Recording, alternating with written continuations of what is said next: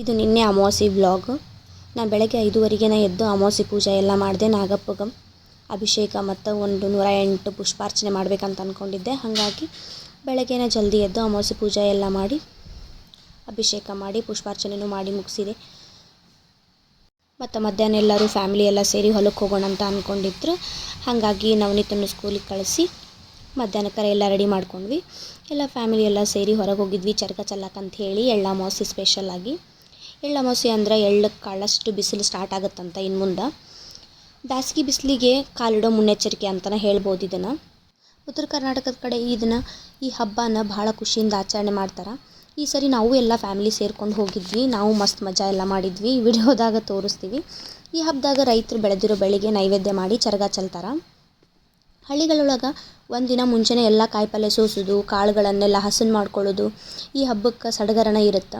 ಈ ಹಬ್ಬದೊಳಗೆ ಸ್ಪೆಷಲ್ ಅಂದರೆ ಎಳ್ಳು ಹೋಳ್ಗೆ, ಶೇಂಗಾ ಹೋಳ್ಗೆ, ಕರಿಗಡುಬು ಸ್ಪೆಷಲ್ ಆಗಿರುತ್ತೆ. ಸಾಮಾನ್ಯವಾಗಿ ಈ ಸಮಯದಾಗ ಜೋಳ ಬೆಳಿತಾರೆ. ಅದು ರೈತರಿಗೆ ಕಡಿಮೆ ಖರ್ಚಿನಾಗ ಹೆಚ್ಚು ಫಲ ಕೊಡುತ್ತೆ. ಹಾಗಾಗಿ ಇದು ರೈತರಿಗೆ ಆಪ್ತ ಮಿತ್ರನ ಇದ್ದಂಗೆ. ಬೇರೆ ಕಡೆ ಎಲ್ಲ ರೈತರು ಎಳ್ಳು ಮತ್ತು ಬೆಲ್ಲನ ಚೆಲ್ತಾರೆ ಚರಗ ಚೆಲ್ಲೋದ್ರೊಳಗೆ. ಜೋಳದ ಮಧ್ಯೆ ಕಡಲೆ ಬೆಳೆನೂ ಬೆಳೆದಿರುತ್ತೆ. ಆ ಕಡಲೆ ಬೆಳೆಗೆ ಕಾಯಿ ಕೊರಕ ಅಂತ ಕರೀತಾರೆ. ಆ ಹುಳಕ್ಕೆ ಆ ಹುಳ ಹತ್ತಿ ಬೆಳೆ ಹಾನಿ ಮಾಡ್ತಾವು. ಹಿಂಗೆ ಚರಗ ಚೆಲ್ಲುವಾಗ ನಾವೇನು ಮಾಡಿದ ಅಡುಗೆನ ಚೆಲ್ತೀವಿ ಅಲ್ಲ, ಅದನ್ನು ತಿನ್ನೋಕೆ ಹಕ್ಕಿಗಳು ಬರ್ತಾವು. ನಾವು ಚರಗ ಚೆಲ್ಲಿದ ಆಹಾರವನ್ನು ತಿನ್ನೋದಲ್ದ ಗಿಡಕ್ಕೆ ಹತ್ತಿರೋ ಹುಳನೂ ತಿಂತಾವು. ಇದರಿಂದ ಬೆಳೆ ಹಾಳೂ ಆಗೋದಿಲ್ಲ, ಬೆಳೆನೂ ಚಲೋ ಬರ್ತಾವು ಅಂತಂದು ಹೇಳ್ತಾರೆ. ಇದು ವೈಜ್ಞಾನಿಕ ಕಾರಣ ಆಗಿರುತ್ತೆ ಎದಕ್ಕೆ ಚರಗ ಚೆಲ್ತಾರೆ ಅನ್ನೋದು. ನಮಗೂ ಒನ್ ಡೇ ಟ್ರಿಪ್ ಆದಂಗೆ ಆಯ್ತಿದ್ದು. ಎಲ್ಲ ಫ್ಯಾಮಿಲಿ ಎಲ್ಲ ಸೇರಿ ಹೋಗಿದ್ದು ಭಾಳನ ಖುಷಿ ಆಯಿತು. ನೆಕ್ಸ್ಟ್ ಎಲ್ಲ ಊಟ ಎಲ್ಲ ಮಾಡ್ಕೊಂಡಾದ್ಮೇಲೆ ಒಂದಿಷ್ಟು ಗೇಮ್ಸ್ ಎಲ್ಲ ಇಟ್ಟಿದ್ವಿ. ಫ್ಯಾಮಿಲಿ ಗೇಮ್ಸ್ ಎಲ್ಲ ಆಡಿಕೊಂಡು ಮನೆಗೆ ಹೋದ್ವಿ. ನಡೀರಿ ಹೆಂಗೆಲ್ಲ ಸೆಲೆಬ್ರೇಷನ್ ಮಾಡಿದ್ವಿ ಅಂತ ನೋಡ್ಕೊಂಬರೋಣ.